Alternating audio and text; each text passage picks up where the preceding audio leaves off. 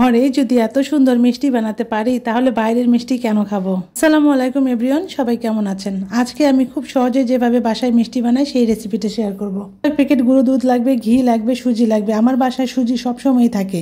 আমার দেখা যায় কি সুজির সাথে পরোটা খেতে বাচ্চারা খুব বেশি পছন্দ করে, মেরাজের বাবাও খেতে পছন্দ করে। তো আমার আজকে যে আরেকটা প্যাকেট সুজি আনা হয়েছে, সুজিটা আমার ঢালা হয়েছিল না, তো আমি বয়ামের ভিতরে ঢেলে নিলাম। এই সুজি দিয়ে আমি মিষ্টি বানাবো। এত বেশি সহজ আর খেতে এত বেশি মজা।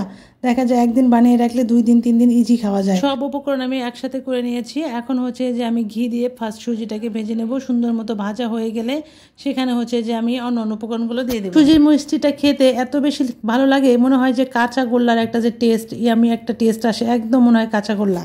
আস্তে করে আমি সব সুজি দিয়ে আবার মাঝে মাঝে কি করি, এই মিষ্টিগুলো আমি মিরাজকে টিফিনেও দিয়ে দিই। দেখা যায় যে ও খায়, খুব বেশি পছন্দ করে। সময় দেখা যেত যে আমি এরকম নাস্তা খুব একটা বানাতাম না বললে চলে। মানে ছোট বড় ছেলেটা যখন আমার অনেক বেশি ছোট ছিল তখন আমি অনেক বেশি বানাতাম, কিন্তু বড় ছেলেটা যখন বড় হয়ে গেল একটু কমানো, মানে কমিয়ে গিয়েছিল। তারপর হচ্ছে এখন আবার ছোটটা বড় হয়ে গেছে। এখন দেখা যায় যে প্রতিদিন আমাকে বিভিন্ন রকমের নাস্তা বানাতে হয়। এইগুলো বানাতে বানাতে আমার অনেক বেশি অভিজ্ঞতা হয়ে গেছে। এখন দেখা যায় যে আমি অনেক কিছুই বানাতে পারি।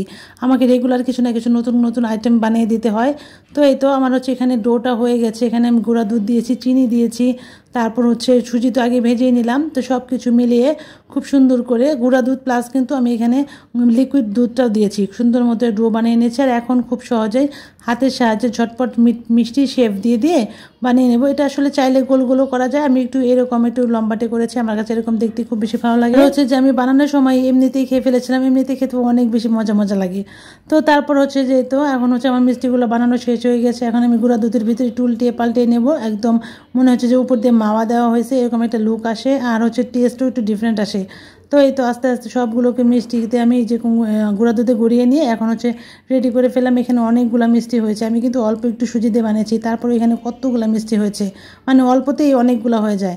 তারপরে এই তো এখন হচ্ছে যে আমি সবাইকে আর কি দিয়েছিলাম। মেরাজের বাবা এখানে তার কাজ করতেছিল, তো তাকেও আমি মিষ্টিটা নিয়ে দিয়ে আসলাম। আর হচ্ছে এই তো খেয়ে সে বলতেছিল যে এত বেশি মজা হয়েছে।